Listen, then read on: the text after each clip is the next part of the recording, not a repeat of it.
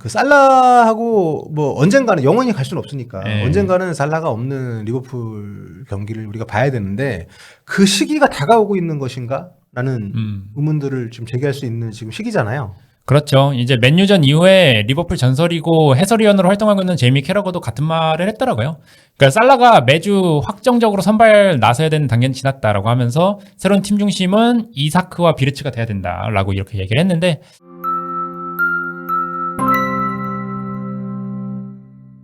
안녕하세요. 프로TV 성욱입니다. 자, 오늘 리버풀 팬 콥 안필드 가봤습니까? 안필드 가봤죠. 네, 찐 콥입니다. 네, 김희준 기자와 함께 간밤에 있었던 노스 웨스트 더비 좀 얘기를 해볼 텐데요. 아무래도 저희가 이제 콥과 하기 때문에 리버풀 중심으로 얘기를 좀 해보려고 합니다. 맨유가 아니고 뭐 맨유 뭐 간단히 얘기하고 넘어가면 맨유에게는 굉장히 엄청난 승리였습니다. 예, 그렇죠. 일단 안필드에서 9년 만에 리버풀한테 승리를 한 거였고요. 이 경기를 통해서 맨유가 후뱅 아모린 감독 부임 후에 최초로 리그 2연승을 달성했습니다. 네, 좀 놀랐습니다. 아모린 감독은 짓게 됐는데 리그 2연승이 없었다는 게 그 지금 굉장히 바이럴 많이 되고 있는 거 있잖아요. 맨유가 5연승하면 머리 깎겠다고 그래서 머리가 거의 지금 이렇게 산더미가 된 그분 생각이 가장 먼저 나는데 아무튼 맨유가 이걸 계기로 계속해서 쭉쭉 올라갈 수 있을지 감스트 정말 좋아하더라고요. 그러니까요. 네, 그런 생각이 좀 드는데 반면에 지금 리버풀 입장에서는 좀 상당히 좋지가 않습니다. 이 경기만 지금 잘하다 이 경기만 딱 진 게 아니기 때문에 그렇죠. 전체적으로 지난 시즌과는 너무도 다른 출발을 좀 하고 있어서 대체 리버풀이 왜 이렇게 됐나? 돈 정말 많이 썼는데 리버풀답지 않게 왜 이렇게 올 시즌 부진한지 그 얘기를 좀 해보려고 합니다. 일단 맨유와의 이제 홈 경기였어요. 안필드 홈 경기였는데 사실 경기 내용 자체가 이렇게 밀렸다고 보기는 어려운 경기였습니다. 예, 그렇습니다. 뭐 리버풀이나 맨유나 완벽하지 않은 경기력이긴 했고요. 다만 이제 전반 2분 만에 맨유가 브라이언 음베모의 선제골로 앞서 나가면서 이제 리버풀이 끌려가는 흐름이었네요. 네. 근데 이날 사실 저는 하이라이트만 봤거든요. 네. 코디 하포가 때리면 다 골대 맞던데요. 네. 불운했다라고 할 수 있겠죠. 그렇습니다. 그만큼 득점을 더 넣을 수도 있었던 경기였죠. 운도 좀 안 따는 것도 분명하고 하지만 어쨌든 안필드에서 그것도 맨유한테 졌다는 것은 리버풀 팬들에게 굉장히 큰 적신호로 받아들여질만 하고요. 말씀드린 것처럼 이제 이 경기 진 거 자체보다도 지금 공식전 4연패라는 게 굉장히 충격적입니다. 예, 크리스탈 팰리스와 리그 경기에서 진 이후로 4연패 하고 있는데요. 이게 2014-2015 시즌 브랜던 로저스 감독 이후 11년 만이라고 해요. 네. 그러니까 위르겐 클롭 감독 체제에서는 단 한 번도 없었던 일이다.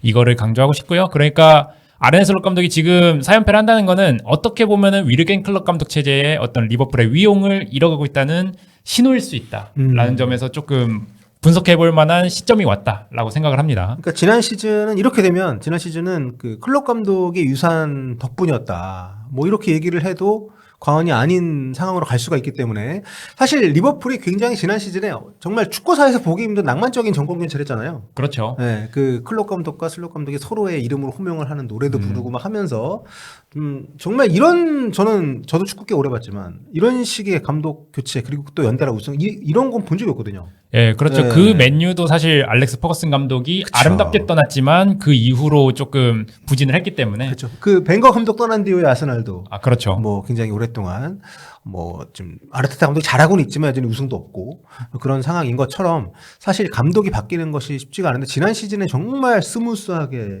이렇게 좀 변화가 됐었지만 올 시즌에 모든 문제가 터져 나오는 것이 아닌가 이런 전망들이 조심스럽게 나올 정도로 올 시즌 출발이 상당히 좋지가 않습니다. 자, 그렇다면 뭐 정답은 없습니다만 김희준 기자가 본 리버풀의 올 시즌 부진 문제 대체 무엇인지 한번 얘기를 나눠보도록 할 텐데요. 한마디로 정리하면 좀 뭐라고 할 수 있나요? 한마디로 정리하면 저는 이렇게 보여져요. 이적 시장이 좋았는데 이적 시장 기조와 기존 전술 혹은 현재 슬롯 감독이 추구하는 전술이 따로 놀고 있다. 이렇게 좀 요약을 할 수 있을 것 같습니다. 진짜 데려온 선수들은 뭐 지금 여기 와서 어떻게 하고 있느냐를 떠나가지고 다 검증이 된 선수들이잖아요. 네. 그러니까 비싸기도 비싸지만 뭐 비르츠는 다른 얘기에서 왔다 치더라도 뭐 이삭 같은 경우는 뭐 그렇고 케르키즈 같은 경우도 그렇고 뭐 프림퐁이나 에키티케, 비르츠 이런 선수들도 뭐 다른 리그이긴 합니다. 어쨌든 간에 충분히 검증이 됐다라고 할 수 있는 레벨에서 온 선수들인데 이 선수들이 모여서 오히려 팀이 약해지는 네, 지금 현재로서는 어떻게 이런 일이 벌어졌는지. 그러니까 쓴 돈이 거의 한 5억 파운드 되지 않나요? 네, 4억 4,600만 파운드인데 이게 한화로 8,504억 원입니다. 8천 야, 이 거의 1조 원입니다. 예. 네. 그렇죠. 그렇게 거금을 쏟아다 보는데 그리고 말씀하신 것처럼 선수들도 뭐 비르츠, 이사크 네. 다 그냥 휘황찬란한 선수들을 그렇죠. 이렇게 사왔어요. 네. 그런데 일단 문제는 뭐였냐면은 급한 포지션인데 그 네. 급한 포지션보다는 좋은 선수를 영입하는데 조금 더 신경을 쓴 것 같다. 아, 필요한 선수보다는 일단 좋은 거. 네. 우리한테 그러니까 나한테 어울리는 것보다는 남들이 좋다고 하는 거.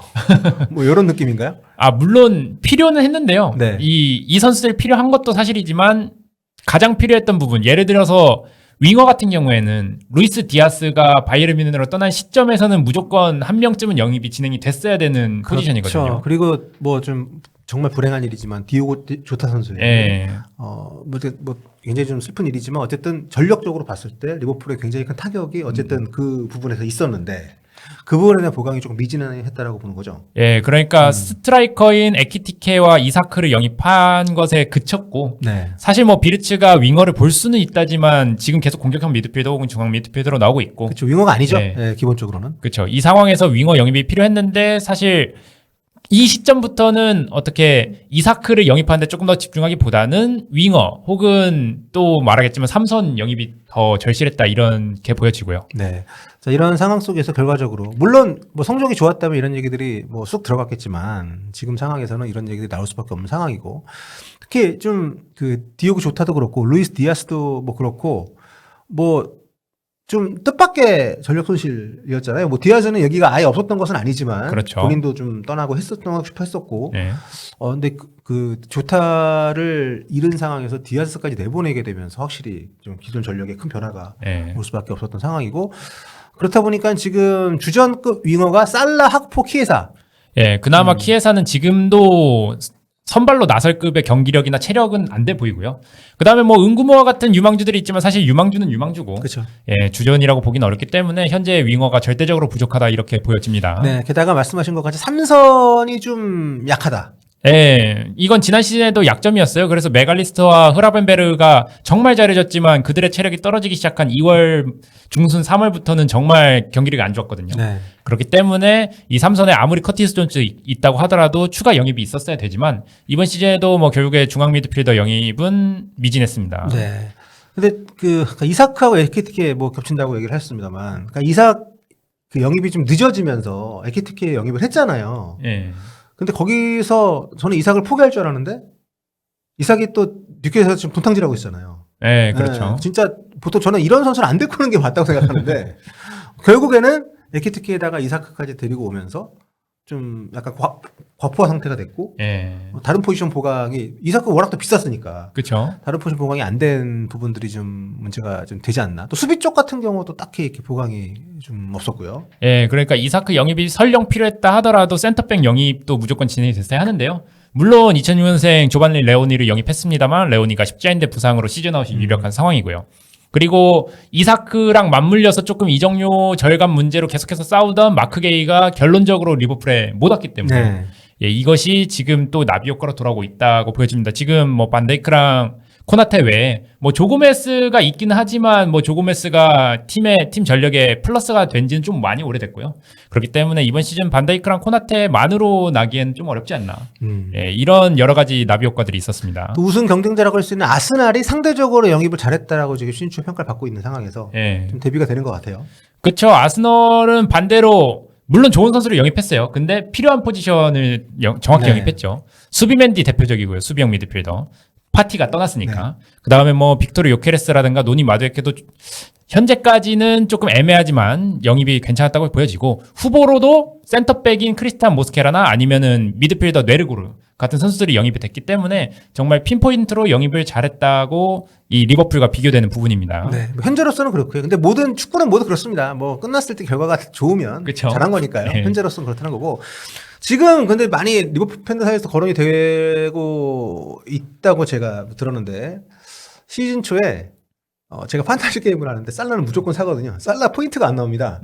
살라가 좀 부진하고 또 이제 아놀드가 물론 리버풀 팬들의 모든 원망을 받으며 떠났지만 아놀드의 부재도 분명 느껴지는 것 같아요. 예, 역설적으로 아놀드가 원망을 받았다는 건 그만큼 팀에 필요했던 자원이라는 뜻이거든요. 이게 다르윈 누네스랑 조금 비교되는 부분이긴 한데 이게 아놀드가 올여름에 레알 마드리드 이적을 했습니다. 물론 가장 욕먹은 부분은 이제 선골 뉴스로서 로컬 보이다운 행동을 하다가 물밑 작업을 해서 떠났다 이 부분에서 많이 욕을 먹는 건데 사실 그래도 아놀드는 후방 빌드업에서 리버풀의 대체 불가 자원이었거든요. 네. 그런데 이번 시즌에 아놀드가 떠나면서 아놀드만이 할 수 있는 어떤 반대전환 패스가 사라지면서 리버풀 공격이 단순화되는 현상이 나왔고요. 그러다 보니까 이제 흐라번베르가 사실상 전담을 하는 그런 흐름새로 가고 있는데 그러다 보니까 빌드업이 제대로 이루어질 수가 없죠. 예. 그런 빌드업 문제가 좀 도드라지는 시즌 초반이 되고 있고 살라가 확실히 사실 지난 시즌까지는 엄청나는데 예. 올 시즌은 확실히 초반 흐름이 좋지 않습니다. 그렇습니다. 이게 지난 시즌과 정말 비교되는 선수가 살라인데 이번 시즌에는 피지컬도 좀 떨어진 것 같고요. 이번 맨유전 때도 평소 살라라면 적어도 유이스팅을 만들었을 것 같은 상황에서 네. 좀 슈팅이 좀 실망스러웠어요. 예, 골문을 완전히 벗어나는 네. 슈팅을 해서 저도 놀랐는데 이게 살라가 피지컬도 피지컬이고 경기력도 경기력이고 그 다음에 아놀드 같이 조금 보조할 수 있는 선수가 부족해진 것도 한 측면으로 보여집니다. 그래서 지난 시즌에는 52경기 34골 23도움. 네, 52경기 공격 포인트 57개. 네. 네. 근데 이번 시즌은 11경기밖에 안 하긴 했지만 3골 3도움 이렇기 때문에 또 4연패 기간 동안 공격 포인트가 없어요. 살라가. 그렇기 때문에 더 도드라지고요. 그러니까 이런 레벨의 선수가 부진하면 그건 팀에 굉장히 큰 고민이 됩니다. 네, 맞습니다. 이거 빼기도 어렵고 빼서 bench에 있는 것도 좀 모두에게 불편하고 그렇죠. 선수 본인도 스트레스 받고 이거는 지금 지난 시즌 끝나고 손흥민 선수하고 작별한 거꾸로 얘기했군요. 네, 토트넘과 작별한 손흥민 선수의 선택과 지금 어떻게 보면 좀 맞닿는 면이 있지 않나.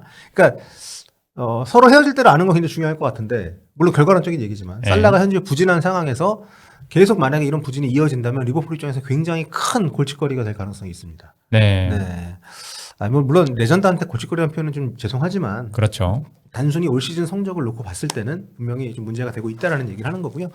자, 그리고 앞서서 말씀드렸습니다만 좀 이적생들하고 슬롯 감독의 전술이 좀 사맞게 아니한다고 예. 어떤 부분인가요? 그러니까 아까 말씀하신 부분 중에 그거죠. 살라를 보좌하기 위해서는 미드필더와 어떤 라이트백의 희생이 일정 부분 필요한데 지난 시즌에는 소보슬러이가 그 역할을 나름 진짜? 해줬습니다. 예. 예. 이 조던 핸더슨만큼은 아니지만 그 역할을 나름 해줬는데 이번 시즌에 비르츠는 확실히 그런 역할은 아니란 말이에요. 기본적으로 그런 역할을 할 만한 선수보다는 조금 더 다른 장점들이 도드라지는 성향의 미드필더입니다. 그럼에도 불구하고 여전히 살라 중심으로 공격이 운영되다 보니까 비르츠가 활약할 여지가 줄어들었고요. 그 다음에 중앙을 다 맞는 것도 문제인데 양쪽 윙어로 나오는 학포나 살라가 모두 슈팅을 즐기고 그 다음에 드리블을 중앙으로 치고 들어올 때 템포를 좀 죽이는 성향이 있어서 비르츠 특유의 어떤 연계 플레이나 아니면 하프 스페이스 공간 활용 이런 게 잘 드러나지 않으면서 비르츠가 왠지 모르게 집중 포화를 맞는 물론 이적료가 매우 비싸긴 하지만 그 정도 이적료면은 욕 먹는 게 어쩔 수 없습니다. 네, 근데 맞습니다. 이 선에 있는 세 선수가 모두 좀 주도적인 성향의 선수들이네요. 그러니까 예. 서로 이렇게 좀 동료의 좀 빈자리를 메워준다거나 좀 유도해내준다거나 이런 것보다는 본인들이 좀 결과물을 내는 성향의 선수들이네. 예, 그러니까 네. 슈팅에 강점이 있는 윙어들과 함께 하다 보니 조금 비르츠의 성향이 죽는 것도 있고 아까 말씀드린 것처럼 후방 빌드업이 흐라번베르흐만 이렇게 되다 보니까 비르츠가 계속 내려오고 하면서 자기가 장점을 살릴 수 있는 이선 네. 지역에 많이 머무르는 문제도 있습니다. 네, 그렇습니다. 그리고 지금 이제 리버풀의 왕조라고 할 수 있는 그 시대의 핵심은 양쪽 풀백 아니었습니까? 예, 그렇죠. 아놀드하고 유스에서 길러낸 아놀드하고 정말 싸게 데리고 온 로버트슨이 정말 오랜 시간 동안 정말 잘해줬죠. 네, 너무도 잘했었는데 지금 이제 세대교체라고 하면 그렇습니다. 아무튼 좀 변화를 주는 올 시즌인데 네. 요게 결정적인 또 차이가 아니냐 이전과 네. 비교했을 때.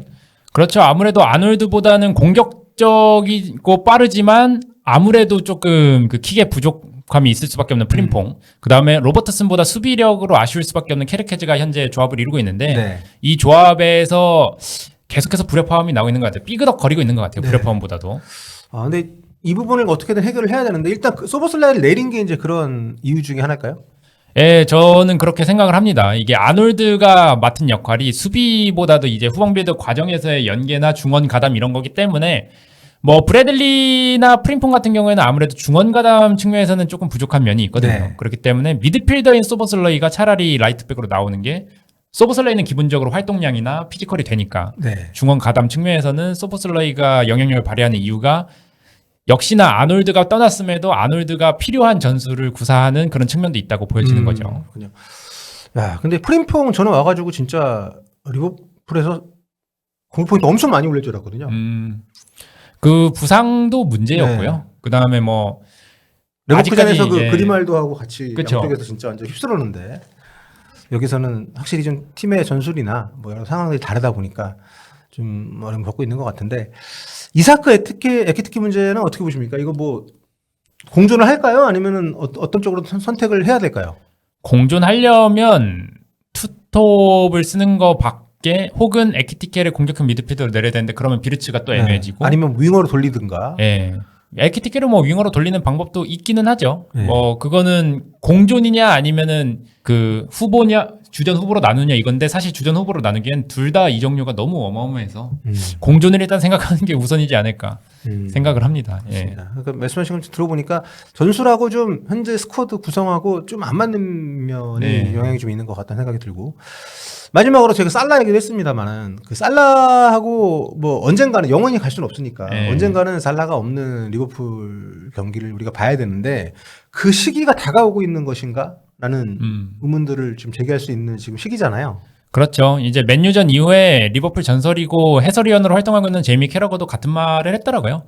그러니까 살라가 매주 확정적으로 선발 나서야 되는 단계는 지났다라고 하면서 새로운 팀 중심은 이사크와 비르츠가 돼야 된다라고 이렇게 얘기를 했는데 저도 일정 부분 동의하는 내용이고요. 그러니까 조금 더 스무스한 작별이 가능하다. 정확히 말하면 이렇게 보여져요. 네. 그러니까 중심을 비르츠 중심으로 다시 짜되 살라는 약간 레알 마드리드 후기에 크리스티아노 호날두가 맡았던 그런 네. 역할 있잖아요. 예. 챔피언스 리그 같이 중요한 경기에서 선발로 나오고 평소 리그 경기에서는 좀 로테이션 돌리고 이런 식으로 살라를 이제 관리해 줄 타이밍이 왔다. 이렇게 보여집니다. 네. 지금 이제 결국에는 비르츠를 엄청난 큰 돈을 주고 데리고 온 것도 있지만 사실 이 선수가 레버쿠젠에서 했던 퍼포먼스를 감안하면 뭐 기량을 의심할 필요는 없다고 생각을 하거든요. 예. 결국에는 리버풀에서도 이 선수를 살릴 수 있는 방향으로 좀 개편이 돼야 되지 않나 생각이 드는데. 그렇죠. 뭐 비르츠가 공격형 미드필더로 계속해서 남는다면 살라가 벤치로 내려가야 하는 게 당연한 수순처럼 보여지고요. 만약에 비르츠가 왼쪽 윙어로 간다라고 네. 하면은 케르케즈가 공격적인 성향의 풀백이기 때문에 케르케즈를 공격 상황에서 엄청나게 올린다. 조금 그 위험을 감수하더라도 그렇게 되면은 비르츠가 가장 활약할 수 있는 왼쪽 그 측면과 중앙 사이에 하프 스페이스를 활용할 수 있기 때문에 뭐 왼쪽 윙어로 간다면 살라와 공존을 모색할 방법이 없지는 않다고 보여지긴 합니다. 그렇군요. 자, 다음 경기가 챔피언스리그 프랑크푸르트 원정입니다. 때마침 분데스리가 팀 아, 그렇네요. 상대를 하게 되고 예. 기록을 보니까 프랑크푸르트 상대로 비르츠가 1골 4도움이 있네요. 7경기를 뛰어가지고 이때 좀 부활의 조짐을 보여주면 좋겠는데 이번에도 매니저는 어쨌든 간에 그 골 상황에서 뭐 흔히 얘기하는 기점 역할을 예. 또 하기도 했었고 이 부분은 좀 주목이 되고 일정을 뭐 프랑크푸르트 브렌트포드 원정 2연전 하고 나서 이제 카라바오컵 팰리스전이 있고 그다음 이제 에스턴 빌라전 있고 챔피언스리그 레알 마드리드전 맨시티전 이때가 좀 고비네요. 11월 초가 아무튼 일정이 당분간은 그래도 승수를 좀 기대할 수 있는 일정이긴 한데 예, 뭐 최근에 천적이 된 팰리스전 정도를 제외하면은 리버풀에 대한 기대치라면은 승리를 해야 되는 예, 그런 경기인데 과연 네. 여기서도 승리하지 못한다면 슬롯 감독에 대한 비판 더 가중이 되겠죠. 네. 카라바오컵은 좀 스쿼드를 돌릴 것 같다는 생각도 들긴 하지만 크리스탈 팰리스는 어쨌든 지금 위기 상황에서 또 이게 12월 초에 강호 썬덜랜드랑 관계 있네요. 강호죠. 예. 네. 자, 강호 왔습니다. 지금 썬덜랜드가 잘하고 상당히, 있어요. 좀 예. 잘하고 있기 때문에 지금 리버풀하고 승점이 1점밖에 차이가 안 납니다. 아, 그러니까 썬덜랜드가 사실 승격 팀들이 이렇게 네. 초반에 치고 나오는 경우가 최근에 없었는데 네. 썬덜랜드가 이번 시즌에 다르다는 걸 보여주고 있습니다. 예. 그렇습니다. 자, 아무튼 리버풀이 뭐 부진하다고는 합니다만 아직 그래도 리그 4위고요. 네, 올 시즌에 정말 박터지는 리그 전쟁 중이어서 3패를 했는데도 4위라는 것은 굉장히 좀 인상적이긴 합니다. 예. 네, 그래서 앞으로 리버풀이 이 위기를 얼마나 빨리 극복을 할 수 있을지 또 살라의 입지는 과연 유지가 될 것인지 이런 것들 리버풀 많이 좀 봐야 될 것 같고 개인적으로 어떻게 예상하십니까? 시즌 끝나고 한번 돌아보게 시즌 순위 예상 같은 거 하면 어떻게 탑 3 안에 들어가겠죠 그래도? 탑3 아니요. 못 들어갈 것 같아요? 애매합니다. 애매해요? 근데 애매하긴 해. 3위로 결정하겠습니다. 알겠습니다. 자, 한번 리버풀이 어떤 성과를 내게 될지 지켜보도록 하겠습니다. 네.